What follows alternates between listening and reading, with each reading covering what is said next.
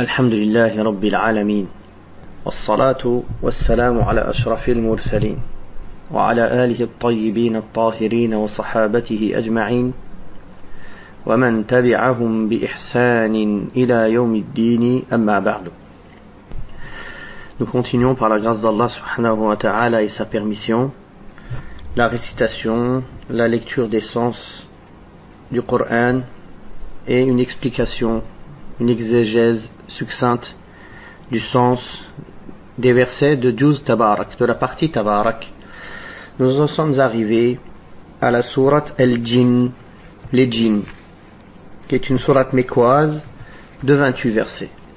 أعوذ بالله السميع العليم من الشيطان الرجيم بسم الله الرحمن الرحيم قل أوحي إلي أنه استمع نفر من الجن فقالوا إنا سمعنا قرآنا عجبا يهدي إلى الرشد فآمنا به ولن نشرك بربنا أحدا وأنه تعالى جد ربنا ما اتخذ صاحبة ولا ولدا وأنه كان يقول سفيهنا على الله شططا وأنا ظننا أن لن تقول الإنس والجن على الله كذبا وأنه كان رجال من الإنس يعوذون برجال من الجن فزادوهم رهقا وأنهم ظنوا كما ظننتم أن لن يبعث الله أحدا وأنا لمسنا السماء فوجدناها ملئت حرسا شديدا وشهبا وأنا كنا نقعد منها مقاعد للسمع فمن يستمع الآن يجد له شهابا رصدا وأنا لا ندري أشر أريد بمن في الأرض أم أراد بهم ربهم رشدا وأنا منا الصالحون ومنا دون ذلك كنا طرائق قددا وأنا ظننا أن لن نعجز الله في الأرض ولن نعجزه هربا وأنا لما سمعنا الهدى آمنا به فمن يؤمن بربه فلا يخاف بخسا ولا رهقا. Allah subhanahu wa ta'ala commence cette sourate en racontant l'histoire des djinns. Donc cette sourate s'appelle sourate al-Jinn car elle détaille leurs propos et leurs conditions et elle ne parle que d'eux. Allah subhanahu wa ta'ala dit dans le sens, dans le premier verset et dans le deuxième, dit « Il m'a été révélé qu'un groupe de djinns écoutèrent ma récitation du Coran et dirent ensuite à leur peuple « Nous avons entendu la lecture d'un livre merveilleux qui guide vers la droiture, nous y avons cru et nous ne donnerons jamais plus aucun associé à notre Seigneur. » Donc Allah Ta'ala dit au prophète sallallahu alayhi wa sallam, dit au Muhammad, au messager d'Allah, il m'a été révélé qu'un groupe parmi les djinns qui ont entendu ma récitation, c'est-à-dire qu'Allah Tabaraka wa Ta'ala les a dirigés vers le prophète sallallahu alayhi wa sallam afin qu'ils écoutent et qu'ils entendent la récitation des versets du Coran. Ceci pour que la preuve et l'argument soient établis contre eux, que le bienfait en leur faveur soit complété et qu'ils soient à leur tour des avertisseurs pour leur peuple. Allah subhanahu wa ta'ala a ordonné à son messager Muhammad sallallahu alayhi wa sallam de raconter leur récit aux hommes parce qu'une fois qu'ils ont entendu cette récitation, ils se sont dit « écoutez ». Après avoir entendu cette récitation du Coran, ils ont compris ses significations et ses réalités et ils s'écrièrent « Nous venons d'entendre là une lecture merveilleuse », c'est-à-dire des versets, des signes merveilleux qui prodigue des réalités supérieures. Ils ont entendu des versets qui sont la cause de mettre sur la voie droite. La voie de la droiture signifie tout ce qui montre aux gens les avantages de leur religion et de leur vie mondaine, de leur vie profane. Puis ils ont dit, et nous y avons cru. Désormais, nous ne donnerons plus aucun associé à notre Seigneur. Ils ont donc réuni entre la foi dans laquelle entrent toutes les œuvres de bien et la piété impliquant l'abandon du mal. Ils ont fait en sorte que la cause qui les a amenés à la foi et à ses implications soit inspirée des directives du Coran et ce qu'elles contiennent comme avantages et intérêts. Car c'est là un grand signe et un argument décisif pour celui qui se guide à leur lumière et les prend comme référence. C'est là la foi utile et fructueuse, dont découle tout bien et qui repose sur la guidance du Coran, contrairement à la foi qui est basée sur les coutumes, les traditions et les habitudes, qui est une foi d'imitation soumise aux doutes et aux aléas de la vie. Puis ils ont dit, dans le sens du verset numéro 3, notre Seigneur, que sa majesté soit exaltée, ne s'est donné ni compagne, ni enfant. C'est-à-dire que la gloire d'Allah Ta'ala soit exaltée et ses noms sanctifiés pour qu'il se soit donné une épouse ou un enfant. Ils ont compris, à travers la gloire d'Allah, sa magnificence, sa grandeur, qu'il est inconvenable qu'Allah puisse avoir une épouse ou un enfant, comme le prétendent certains, et parmi eux les chrétiens. Car il possède, subhanahu wa ta'ala, la grandeur et la perfection dans tout attribut de perfection qu'il a, subhanahu wa ta'ala. Or, avoir une épouse ou un enfant est en contradiction avec cela, car c'est contraire à la perfection de l'essence d'Allah subhanahu wa ta'ala. Puis Allah ta'ala dit dans le sens du verset 4, « L'insensé d'entre nous proférait des extravagances sur Allah. » L'insensé parmi nous, ou comme ils disent, comme le prétendait notre insensé qui proférait des extravagances sur le compte d'Allah, cet insensé, c'est le Satan, ou bien toute personne parmi leurs têtes qui les a dirigés vers le faux, qui a menti sur Allah subhanahu wa ta'ala. C'est-à-dire qu'il prêtait à Allah des propos erronés, dépassant toutes les limites de l'entendement et de la logique, et ce à cause de son insolence et de la faiblesse de son intelligence. Car s'il était sensé et pondéré, il aurait su quoi dire. Puis dans le verset numéro 5, Allah Ta'ala dit dans le sens du verset, « Nous pensions que ni les humains, ni les djinns n'oseraient proférer des mensonges sur Allah. » Les djinns disent ici qu'ils étaient égarés, nous étions égarés avant cela, par la faute de nos chefs et de nos maîtres, des insensés. Donc que ce soit Satan ou de leurs chefs et maîtres insensés qui leur ont proféré des mensonges sur Allah subhanahu wa ta'ala, donc de nos maîtres parmi les djinns et parmi les humains, auxquels nous faisions confiance en croyant qu'ils n'auraient jamais osé mentir au sujet d'Allah. C'est pour cela que nous les avions suivis dans leur croyance. Aujourd'hui que la vérité nous est apparue, nous sommes revenus à elle et nous nous y soumettons. Nous n'accorderons plus jamais d'importance aux propos des gens qui sont en opposition avec la vérité. Puis dans le verset 6, Allah Ta'ala dit dans le sens du verset, « Des hommes cherchaient protection auprès des djinns, ce qui ne fit qu'augmenter la transgression de ces derniers. » C'est-à-dire que les hommes, parmi les Arabes, avant l'avènement de l'islam, avaient l'habitude d'adorer les djinns. Et malheureusement, cette habitude ne s'est pas perdue. Aujourd'hui, cela existe dans beaucoup de pays animistes, en Afrique noire, ou alors même dans les pays musulmans ou arabes, ou certains ignorants adorent encore les djinns. Donc les hommes avaient l'habitude de faire quoi? D'adorer les djinns et de leur demander leur protection dans les moments de peur et de frayeur. Ce qui renforça les djinns dans leur transgression, dans leur arrogance, quand ils ont vu que les êtres humains leur demandaient protection et qu'ils les adoraient pour se mettre sous leur protection.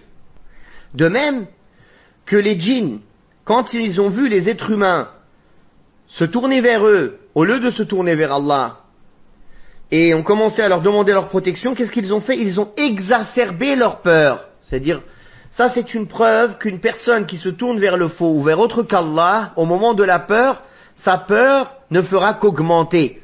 Sa détresse ne fera qu'augmenter. Et c'est ce qu'Allah Ta'ala rapporte dans le Coran ici que les djinns ont dit. C'est-à-dire, plus ils nous demandaient l'aide et la protection, plus leur peur et leur détresse augmentaient, et plus on était arrogant et transgresseur envers eux. Alors que Allah Tabaraka wa Ta'ala nous a donné le moyen de demander protection contre les djinns, contre le mal des djinns, en récitant certains versets du Coran.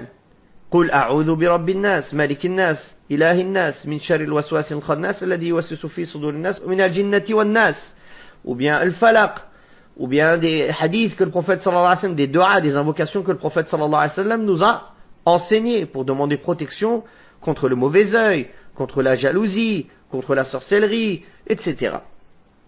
Ceci pour demander la protection, pour pas que cela ne touche. De même, quand une personne est touchée par cela, Allah Ta'ala nous a donné les moyens de s'en soigner. C'est une épreuve. C'est une épreuve qu'Allah a voulu. Certaines personnes sont encore plus fervents dans l'adoration quand ils sont malades. Subhanallah. Beaucoup de gens sont revenus à la religion parce qu'ils ont été touchés par une sorcellerie, par un mauvais œil, par la jalousie, par un djinn, par une possession. Ça les a poussés à revenir à la religion pour se soigner et après, alhamdulillah, ils sont restés constants. Donc, Allah Ta'ala nous éprouve à travers ces créatures et il nous a donné le moyen de s'en protéger et de s'en soigner. Et la chose la plus importante à comprendre, c'est qu'à la base, les djinns sont des créatures qu'Allah a créées et que les hommes, plus en fait ont peur d'eux, plus les djinns s'amusent de cela et leur rajoutent de la peur. Et plus la personne place sa confiance en Allah et n'a pas peur d'eux, alhamdulillah, la personne lit le Coran, il sait que les djinns existent, c'est un monde qui existe. Et comme on va lire dans les suites des versets, vous allez voir que les djinns sont comme les hommes, ils sont en secte, il y a les croyants, il y a les mécréants, dans les croyants il y a des sectes, etc. Comme chez les hommes. Comme chez les hommes. Et en vérité, ils sont responsables de leurs actes comme pour les hommes.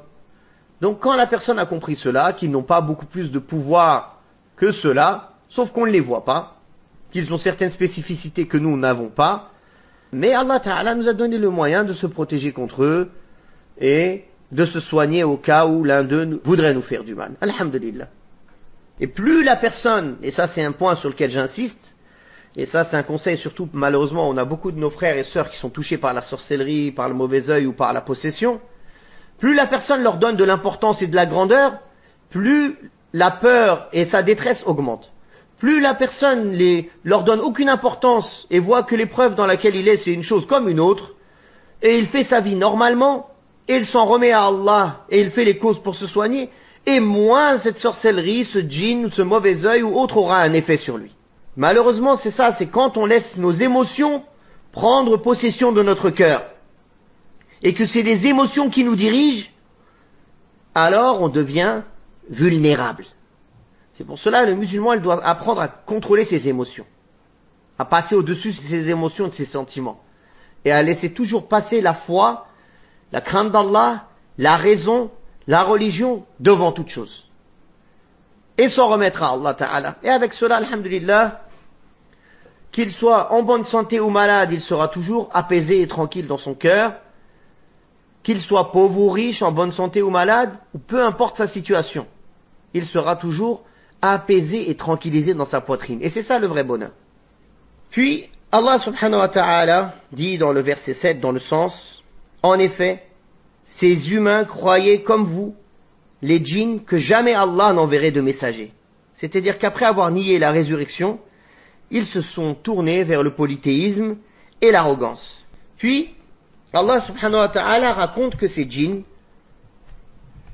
disent: nous avons essayé d'atteindre le ciel, mais nous l'avons trouvé rempli d'anges gardiens redoutables et de météores flamboyants. Alors qu'auparavant, nous y prenions place pour écouter les nouvelles provenant du ciel. Mais désormais, quiconque prête l'oreille trouve un météore flamboyant destiné à le frapper. Il raconte ici qu'avant l'avènement du prophète sallallahu alayhi wa sallam, avant l'envoi du prophète sallallahu alayhi wa sallam, les djinns avaient l'habitude d'aller voler les informations du ciel pour venir les transmettre à leurs amis les sorciers avec qui ils travaillent. Et ceux-ci, les devins et les sorciers, mélangent une vérité avec 100 mensonges, bien qu'ils ne connaissent pas l'invisible, ni eux, ni les djinns, sauf que les djinns sont des voleurs d'informations. Quand les anges discutent entre eux de ce qu'Allah Ta'ala a révélé, ils les informent: il va se passer telle ou telle chose sur terre, tel ou tel parmi mes serviteurs, il va lui arriver telle ou telle chose. Alors les discussions des anges, c'est ceci: Allah a décidé qu'il se passera telle ou telle chose. Les djinns essayent de voler une partie de ces informations et ils viennent les transmettre à leurs amis, les sorciers, les devins, les satans. Et ceux-ci, ils disent une vérité qu'ils mélangent à 100 mensonges. Et voilà pourquoi, parfois il arrive que certaines choses que les devins et les sorciers disent se produisent. Mais subhanallah, les gens ne se rappellent que de ce qui se produit. Ils ne se rappellent pas de tout ce qui ne se produit pas. Par exemple, ils ont dit qu'il allait se produire telle chose. Des milliers de choses qu'ils ont dit ne sont jamais produites. Mais une parmi ces milliers de choses qu'ils ont dit, elle s'est produite. Ben, c'est normal. Si quelqu'un, il lance 15 000 théories ou prédictions, il y en a bien une parmi tout cela qui risque de se produire. Ça ne veut pas dire par là qu'il connaît l'invisible, subhanallah. Mais tellement l'être humain est faible qu'il se fait tromper par ces choses-là. Donc, les djinns racontent cela.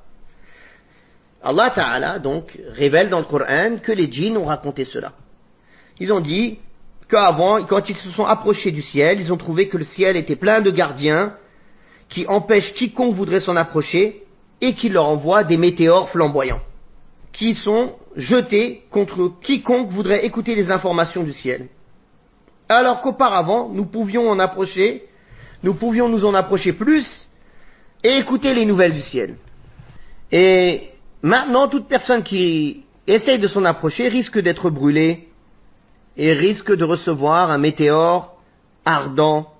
Et ceci, les djinns, quand ils ont vu cet événement, ils ont supposé l'avènement d'un fait de la plus haute importance. Il y a eu un changement dans l'organisation de l'univers, du cosmos. C'est-à-dire, ils ont l'habitude depuis des siècles à toujours pouvoir aller voler les informations du ciel facilement. Et du jour au lendemain, ils ont trouvé que le ciel était plein de gardiens et que maintenant, toute personne, tout djinn qui essaye d'aller voler des informations, il était directement attaqué par des météores flamboyants. Donc ils ont compris, s'il y a un changement, si maintenant on est empêché d'aller voler des informations du ciel, c'est qu'il y a un événement très important qui va se passer. Quel est cet événement?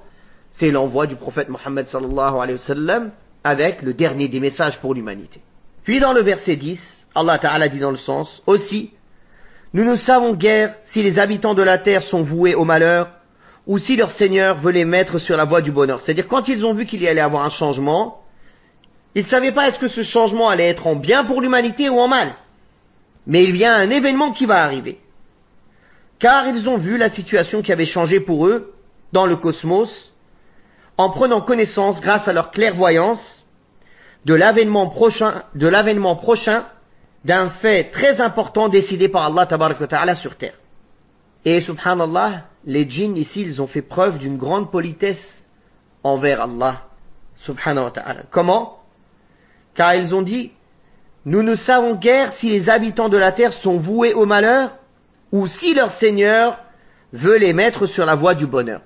Ils n'ont pas attribué le mal à Allah, alors que le mal et le bien viennent d'Allah, c'est Allah qui le décide. Mais la politesse du musulman, du croyant, c'est qu'il n'attribue pas le mal à Allah. Quand il parle du mal, il en parle à une forme impersonnelle. Et quand il parle du bien, il l'attribue à Allah subhanahu wa ta'ala.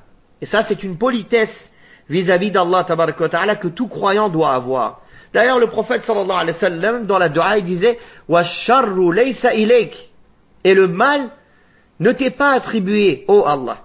Puis dans le verset 11, ils ont dit dans le sens « Certes, il y a parmi nous des gens vertueux et d'autres qui le sont moins. » C'est-à-dire que chez les djinns, c'est comme chez les hommes.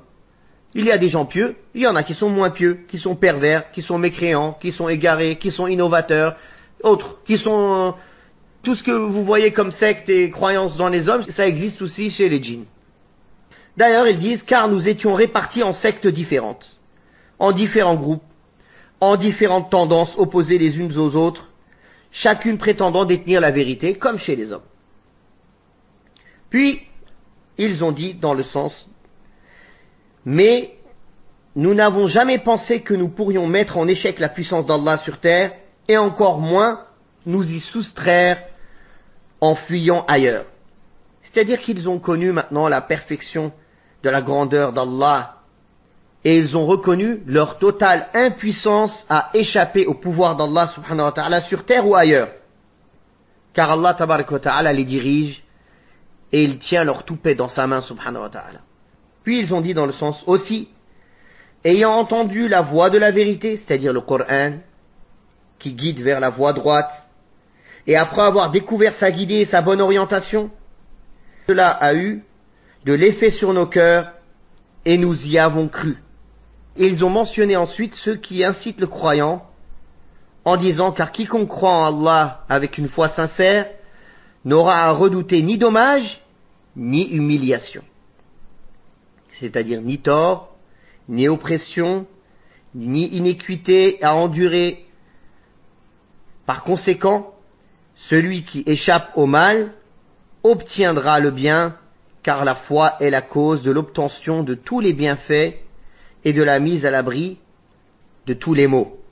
Wallahu ta'ala a'la wa a'lam. Wa sallallahu ala Muhammadin wa ala alihi wa sahbihi wa sallam.